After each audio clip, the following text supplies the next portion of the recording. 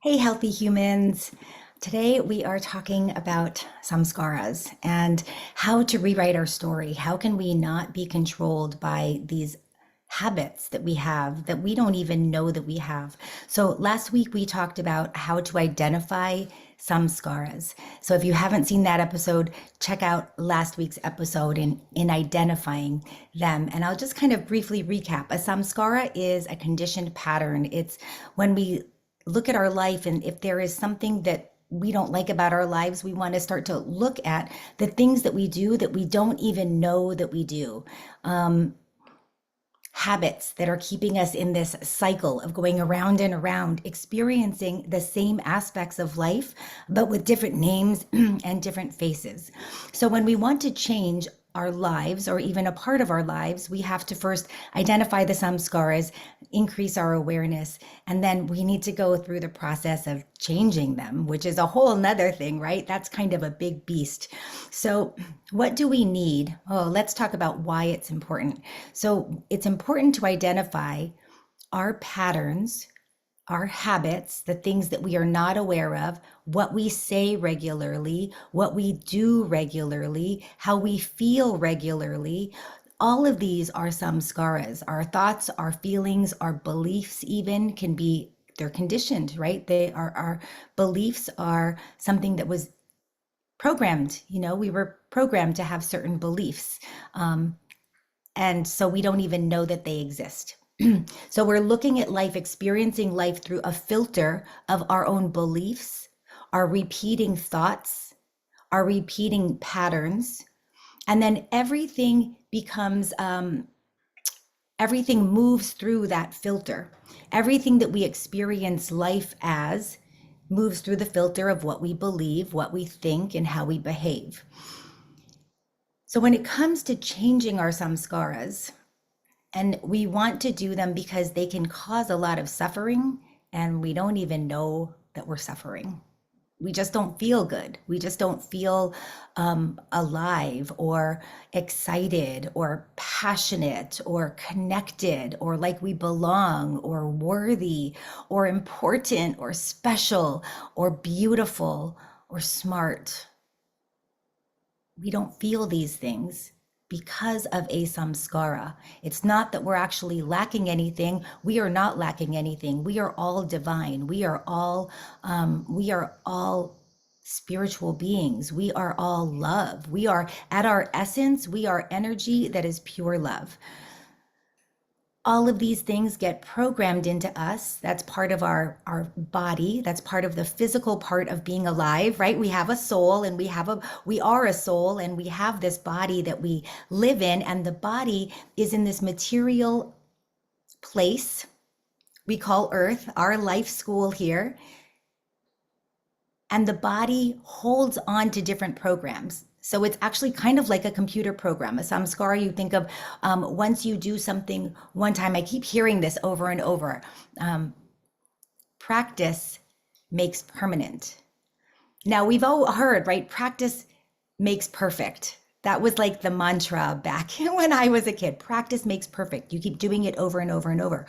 No, practice, whatever we practice, because we might be practicing things that we don't want to be perfect at. We're practicing a lot of things that if people wake up in the morning and get on their phones right away, you're practicing something that's not in making your life perfect in any way, our lives. So we're practicing these things. Practice makes permanent. What we do repeatedly over and over and over is what's going to be permanent. That's what's our life will represent that. So it's so easy for us to say, oh, I don't do that, or I don't say that, or I don't feel that, or no, that's not it. But our actions might be saying something else, which is why it's really important, because often our actions, our words, our behaviors don't align with our intention. They don't align with what we really want, what we really, truly, deep down know to be true or feel is right. And so identifying these samskaras becomes so essential so that we can live in integrity. We can live these lives full of joy, full of meaning, full of connection, full of life, full of prana. That's why identifying them is so important. And it does take a bit of effort, and then changing it does take some effort. So what do we need? Well, first we need awareness, right? We talked about that last week. Then we need an intention. What is my intention in this? Well, we need two intentions. One is we set the intention, we commit to identifying the samskaras and to changing them. So we have identified and committed our intention to change a pattern in a positive direction. We're just redirecting, going in a different direction. Then we have to take action. We take mindful steps. We practice them over and over and over again. And then we reflect. We reflect on, where did I fall? What were the setbacks? What were the obstacles?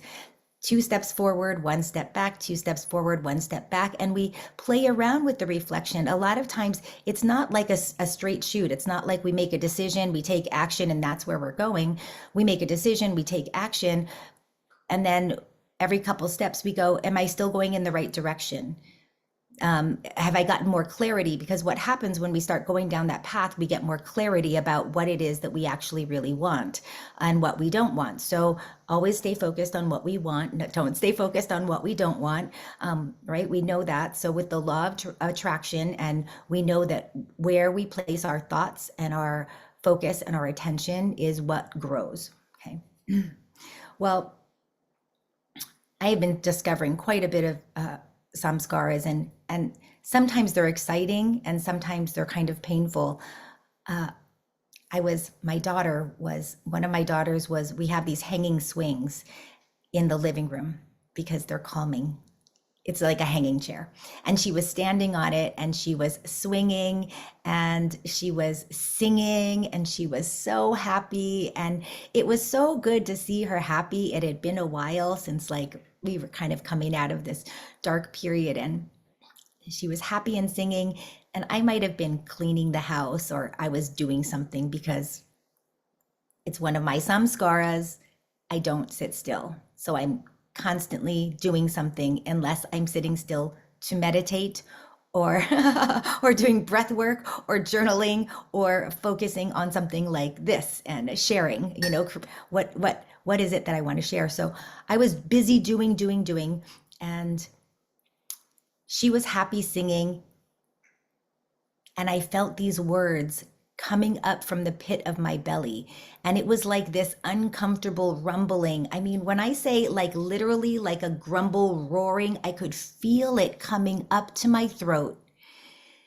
And I had already made this commitment that I am going to be the parent that my children need me to be for their highest good and for the highest good of all. So that was a conscious commitment.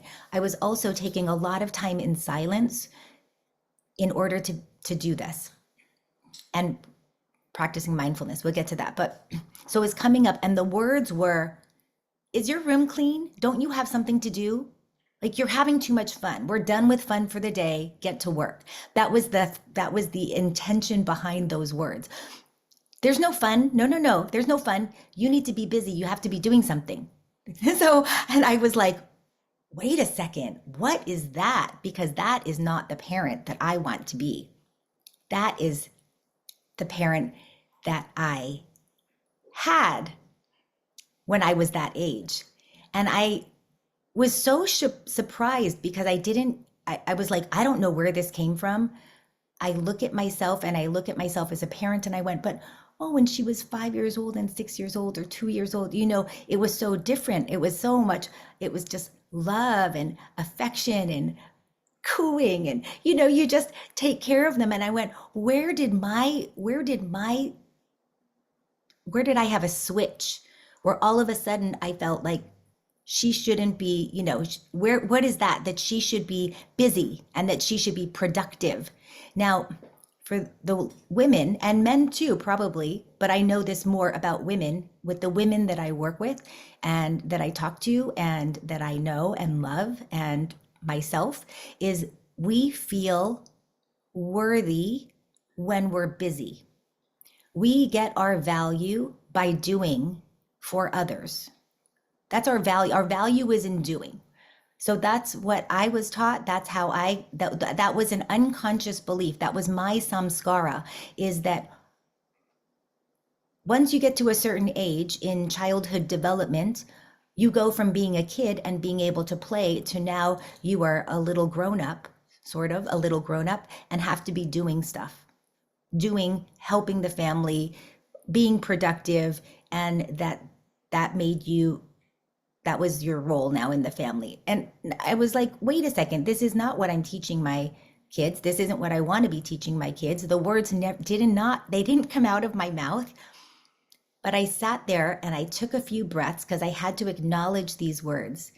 And I had to acknowledge that they were coming from me. I mean, I want to say they weren't coming from me. That was way deep down in there. So as I started looking at that pattern of what's the vein that runs through, and identifying this vein, this samskara of busyness and doing, and the value that we have by doing and be constantly moving. Now I have this habit too. I have this samskara of constantly moving. It doesn't mean that I'm always getting things done. It just means that I'm constantly picking up things and putting them in other piles and moving things around. I feel like sometimes I can just be moving a whole lot and nothing gets done at all. So this was so important. So I sat back and I went, oh my gosh. Ah, and this was a light one. I've had many samskaras that are just painful. It's like when I become aware of it, I've cried quite a bit, crying because of the hurt that I've done, because of I want to call it like a meanness or a coldness, because I just didn't see. I was literally completely ignorant of this pattern and the effects that it was having on the people around me. And this is what happens. We hurt the people that we love the most, and we have no idea that we're hurting them. We think that we're doing the right thing, but we haven't taken the time to sit, to be still, to ask ourselves, what is my intention? What is my belief? And what negative, I'm calling them negative, what negative samskaras, habits, patterns, conditioned experiences are getting in the way of that, are obstacles to that. So this brought some pain, and I've had other samskaras that have brought a whole lot of pain. And what it does is we use that pain. I don't want that pain to have you feel guilty, to feel mad at yourself, to feel like, oh my gosh, I can't believe I've had decades of this behavior. It's all about awareness. Everything is all about awareness. It's almost like, oh, okay, well, wait a second, because if I were going to feel guilty and mad about all of this, it wouldn't make me useful to change the pattern and to steer the ship in a positive direction. So we sit in silence and go, okay, yeah, all right, that's fine. It brought some pain. What am I learning from it? I learned a lot, that the roots of my samskaras were way deeper than I had thought. That was really a big one, is that, oh no, I was making little changes. And we can do this on a lighter level too, and by a lighter level, I mean things like quit smoking, quit drinking, quit eating after 8 o'clock at night. Some of these are other samskaras. So what we want to learn is, what does this experience teach me about what I like about myself or what I don't like? And what we don't like, we're just going to change. Now, when it comes to changing the samskaras, so we identify it, we go, oh, I had one last night. I mean, when I saw myself years ago, over a decade ago, and saw my girls, and I saw some things about myself that really hurt. Like, it made me, I just went, oh my gosh, Melissa, I cannot believe that was you. And I cried a little. And then I said, okay, now how do I change that moving forward? How do I change that moving forward? It's having a clear picture, right, of what it is that we want. So we have a clear picture, you focus on that clear picture, and you become that person. I talked about veers last week, the veers in life. You have, your life is all going one direction, and then something comes and it completely knocks you off, like pool balls. They just go, you go in a totally different direction. Now, the woman who came up with this, she coined the term veers. So I can't claim that. But I just love it because it makes so much sense. You go, yeah, my life took a huge veer at that point, like a detour, but a detour in a different direction. So, and she's a remarkable woman, living a long, gratifying life. And she said, well, I made this decision at one point in my life. I made a decision, and then I just did it. And said, what do you mean you just did? She said, that was it. I made the decision. And I was like, oh, yeah, is it that easy? Do we make you make the decision and it's that easy? Because I've made the decision and then I find that I'm going, oh my gosh, I keep falling back into the old patterns because the samskaras are imprinted in the physical body. They're ingrained. So it's not easy to change samskaras. It takes that mental focus to go, I'm making this decision. This is who I am. This is who I am moving forward. And then we'll fall off. We reflect, we come back, we adjust, we redirect the veers in life. She was like, yep, that's just it. You're going to make the decision. So when it comes to now you've made a decision, this is who you are. That's who you were, or that behavior. It might be that behavior. And even when it comes to smoking, it's so important to change the whole identity. So I quit smoking when I was 23, I think 23. And I had tried quitting so many times before. And smoking is like is a part of my life. I was like a smoker. So I had to then go, if I'm not a smoker, then who am I? And I changed. In the beginning, I changed everything. I quit drinking and smoking at the same time. I started practicing yoga, and yoga is really what kept me on the path. It kept me as a non-smoker. I had tried quitting smoking many times before. I tried quitting drinking many times before. I mean, for a decade, both of them.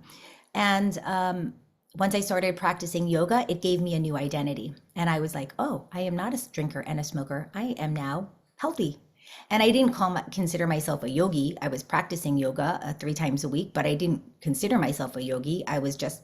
This was, something I was doing. And I was doing it more for physical fitness, really. I didn't know all of the benefits of yoga, but that it would completely transform my life and who I was as a person. It allowed me, it wasn't about transforming, it allowed me over time to shed all of the parts of me that are not me. And I'm still shedding. I'm shedding, just like we exfoliate every day, it's just losing skin cells, we're just shedding them off. The mindfulness practice of the yoga practice is what really got me becoming more aware and amping up my spiritual journey in a whole different way. So what are some mindfulness practices, strategies? When we are changing samskaras, I highly recommend journaling, meditation, and meditating. It is meditating. Dr. Joe Dispenza says, meditation is getting to know thyself. It's getting to know thyself. That's it. So we sit there and you meditate and go, oh, there are all these thoughts going through my mind, all these thoughts. But what's important is you can watch the thoughts. You start to see how our minds are like pinball machines. Boom, boom, boom, boom, boom, boom, boom, going all different directions. That's just what the mind does. So we become less attached to any of the thoughts, which is a beautiful thing. And then eventually the thoughts just kind of settle. You can go, oh, I have those thoughts. Those are repeating thoughts. Those are thoughts that do not make me feel good. Those are definitely not thoughts that elevate me to be my highest self. Those thoughts make me feel small or stuck or like a victim or So we start to identify them because those in those thoughts are the samskaras. They're in those thoughts. But for most of us, most people stay so busy doing that we don't take time to simply watch the thoughts, to identify them and to say, oh, wow, okay, I know where that came from. I'm gonna dig that root out. And sometimes they're little roots and sometimes they're really big roots. I have one root from a bush in front of my house, and this root, I mean, one of the roots has got to be like this. So I was doing some gardening thing. I have the rain guard broke, and so all this water was pouring down. My rose bushes died because they just got so flooded. So I have to watch where I'm planting this because I haven't gotten the gutter fixed yet. So I'm watching where I plant things, and there's this big root, and I'm trying to like plant things around the root. I mean, it is so big. I started off with little, you're pulling out little roots. Some of them are so big that you just go, I'm never going to be able to get this root out. But you do it a little bit at a time. So a tiny little bit at a time, you pull something out, you release it. You pull something out, you release it. You pull something out, you release it. It takes the identifying it. And that comes through the mindfulness practices. Other mindfulness practices can happen too.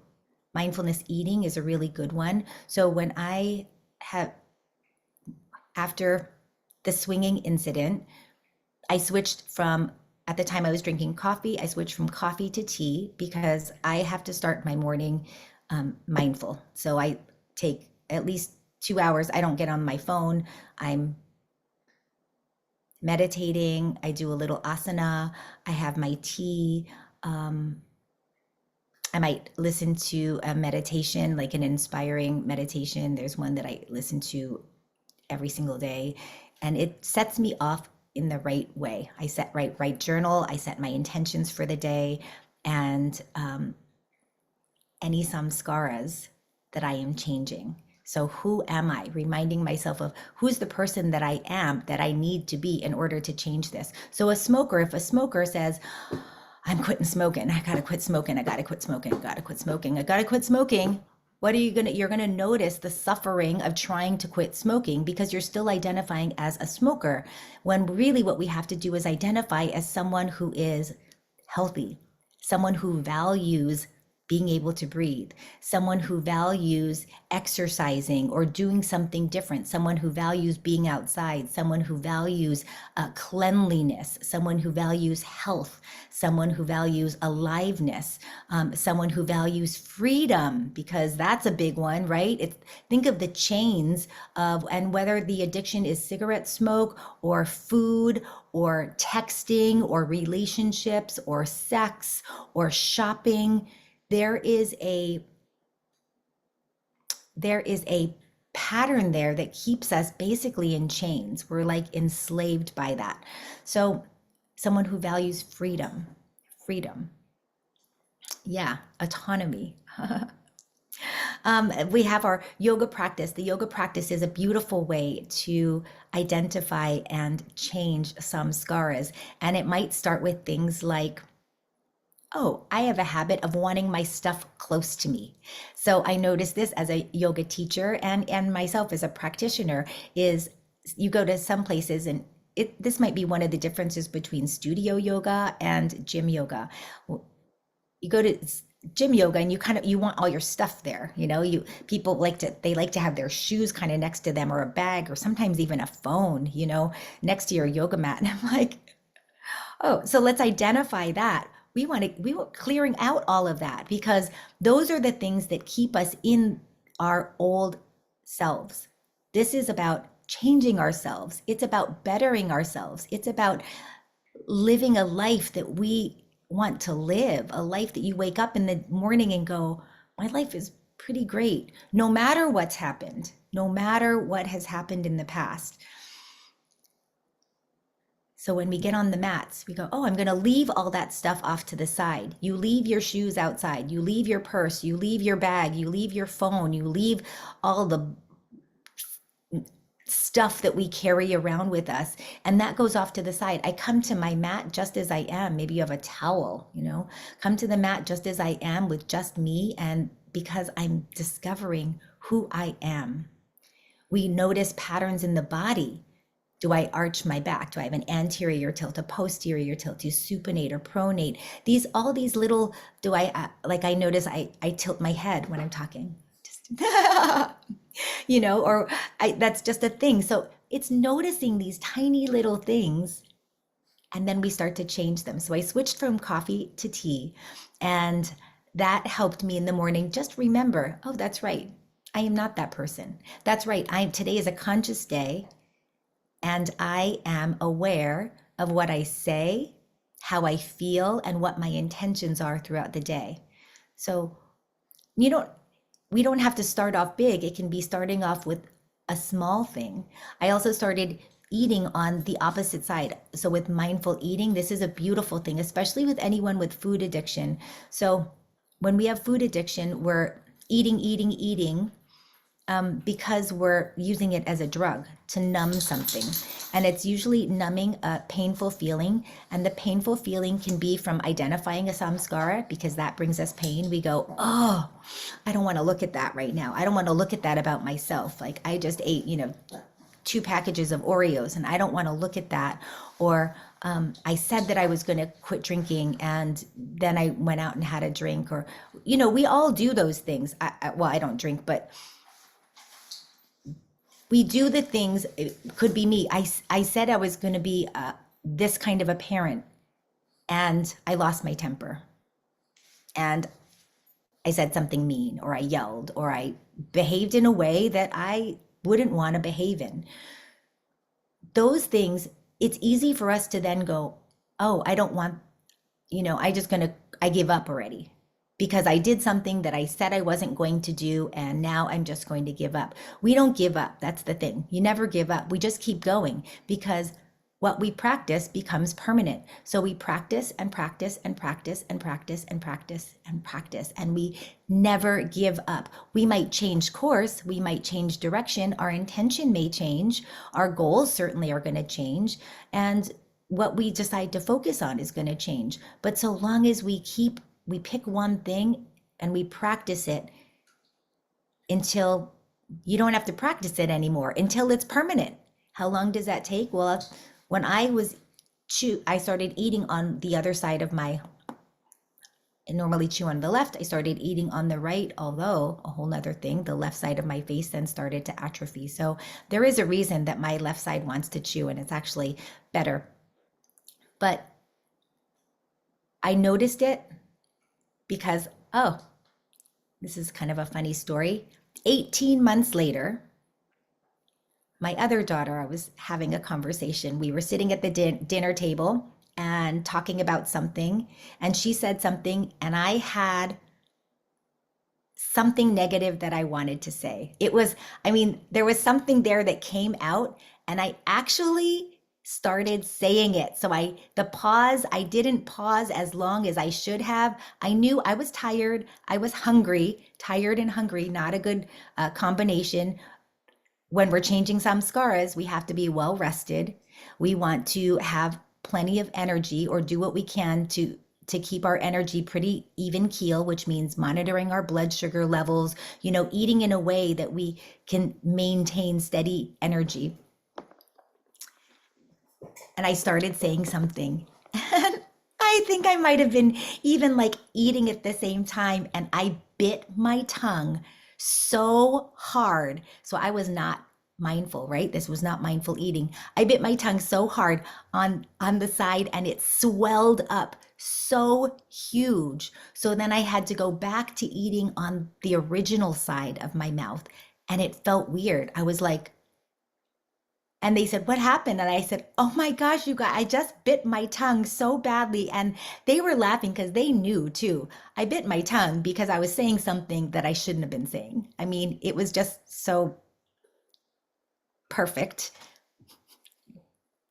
because it was not nice, it was not kind, and it was not necessary to say it. So I, and then I started eating now on the other side of my mouth, the original side of my mouth, and I'm like, oh, this feels so weird. And I had to consciously think about eating on the left side of my mouth, which is the original side. That's a long story, but it took 18 months for me to realize that that now the new samskara was completely in place. It was in place. It might not take 18 months for you. It might take 3 months. It depends on how much we practice it. So the more we practice, the faster the samskara is going to change. One of the most powerful, I think, tools for changing samskaras, there are two of them.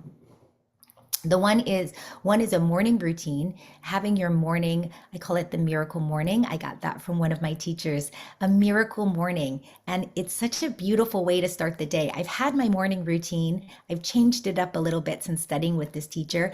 She's so fabulous and spiritual teacher. And the miracle morning, you take some time in the morning, no phone. I love it before and everybody else wakes up. It doesn't have to be long, 5, 10, 15, 20 minutes. Do a meditation or breath work, uh, a little movement. I have asana in mine. You might even do, I do a tarot card in the morning too, or an angel card or an oracle card, and setting the intention for the day. So what is my intention today? What is the new pattern that I want? And that's a beautiful way to start the day. Don't get on the phone for 2 hours, when you start the morning. And then another one is the evening, the bedtime ritual. Bedtime ritual, I run through the day and go, oh, where am I out of alignment? If there are any negative thoughts that are going through my mind, if I feel guilt or I feel like maybe I did something wrong, or if I don't usually feel offended by someone else, but sometimes I can feel like I didn't handle the situation well at the time. So if I feel I reacted too quickly to something, and then I have to make it right. So again, it's a more gentle way of identifying samskaras, but running through my day at the end of the day, right before I go to bed, helps me to be able to identify some samskaras that I'm like, oh yeah, no, and then making it right. So taking time in silence is so important. So taking a little bit of time, it might be 5 minutes, it might be 20 minutes twice a day, but you take some time, be in silence, no TV, no devices, no tech, just with yourself. You'll notice that your thoughts will run wild. That's okay. You're not giving them any power. You're simply noticing them.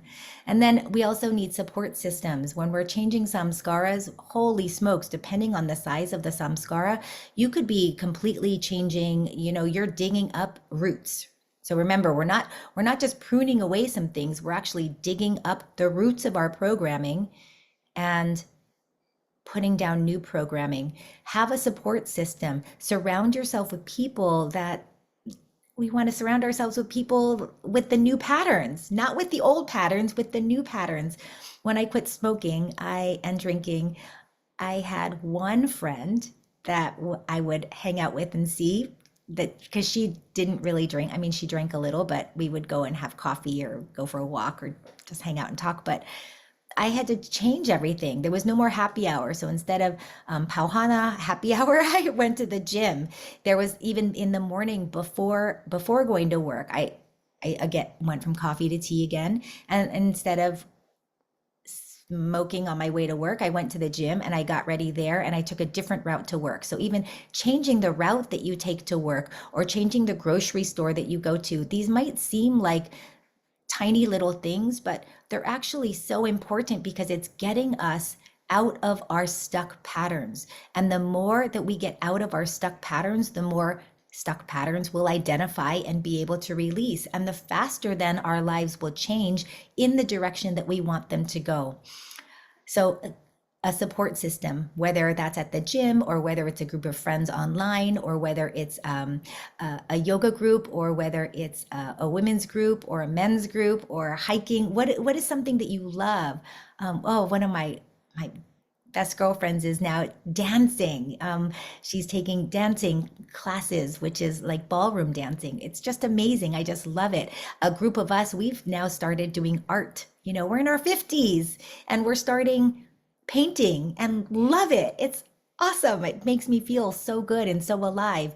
So find a support system of people, like-minded people who help to help keep you in that direction. And then it's so important too to not keep looking backwards. We don't keep looking backwards. AA, the 12-step programs are absolutely amazing. They have an amazing foundation for support and group. Now, I did start going to meetings when I was 13. That I didn't get sober till I was 23, but I started with 12-step programs at 13. And one thing that I didn't resonate with me was how much we focused on the past. We kept looking at the past and looking at the past and looking at the past. And you get up and stand up and say, you know, hi, I'm Melissa, I'm an alcoholic. And that didn't resonate with me. When I was a little older and I found Wayne Dyer, Dr. Wayne Dyer, and I just dove into his work because Dr. Dyer was so much about look at where you want to go, look at what you want. Stop.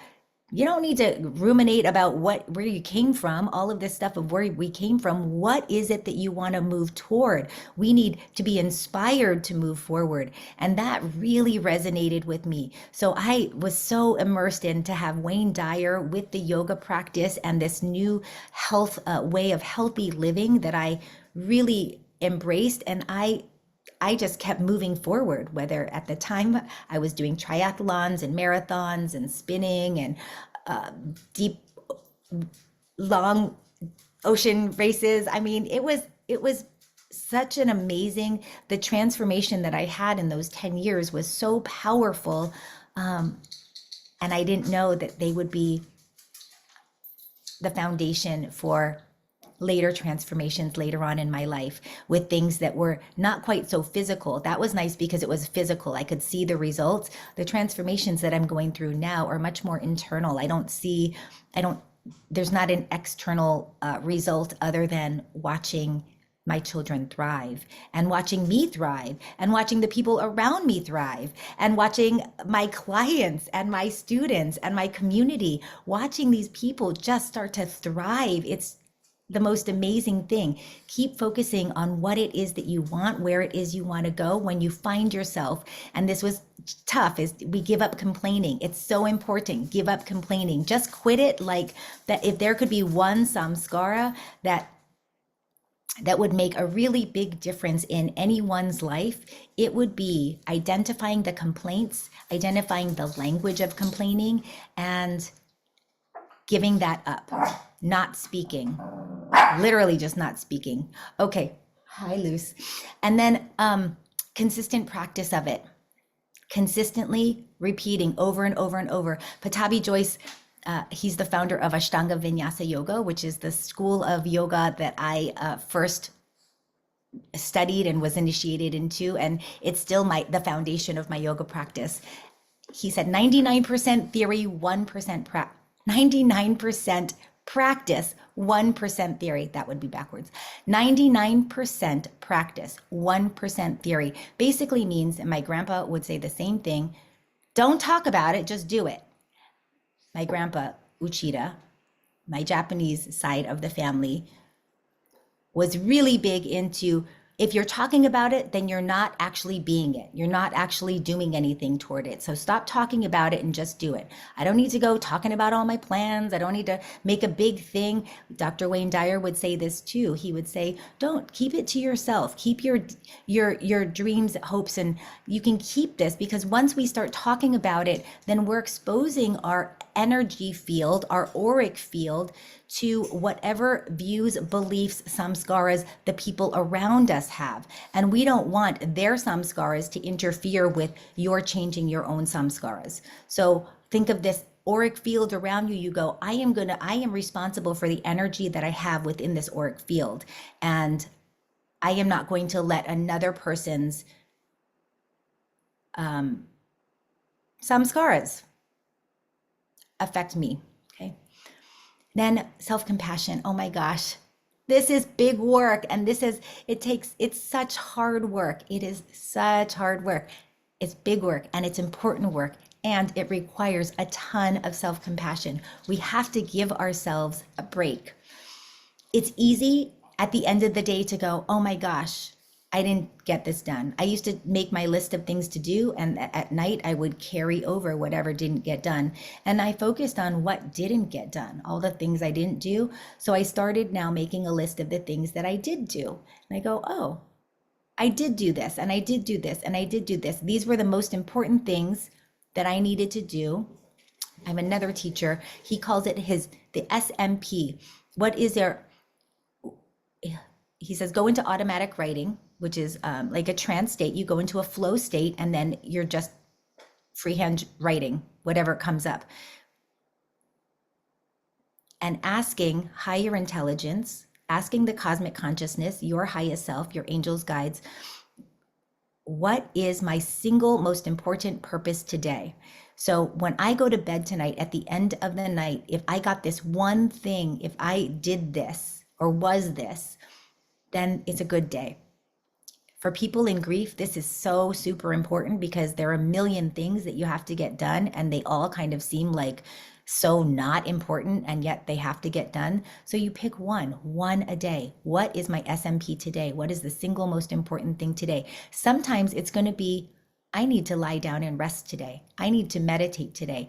I need to laugh with my kids today. I need to turn off my phone for an hour and have a conversation with someone today. I need to be present with myself. I need to, today, for it to be a great day, it might be something that's logical. I need to pay the bills. I need to sit and take the car to get repaired.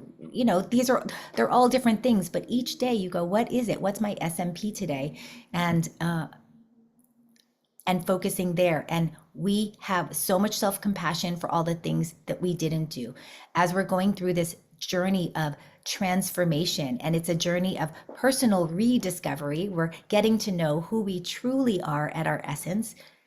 Be kind, because like an onion, layers and layers will be coming off. Some of them are really flaky and come off easily. Some of them are really more firm, and we have to take some peeling off, and they come off in chunks rather than just all in one big thing. So you'll notice as you're pulling some things off in chunks, and like an onion, it's easy to start crying. Your eyes get all watery. I can't see, it burns, it burns. Yes, that is part of this discovery. That's part of the journey that we're on. Sometimes we'll cry, and sometimes it's going to burn, and sometimes it's going to stink, and sometimes it's going to be like, oh, I can't take it anymore. And other times, then we go, oh my gosh, but look at, I've gotten rid of all of these layers that are not actually me. I've gotten rid of these layers that are preventing me, that were preventing me from living a life with love and with energy and with passion and purpose and focus and attention.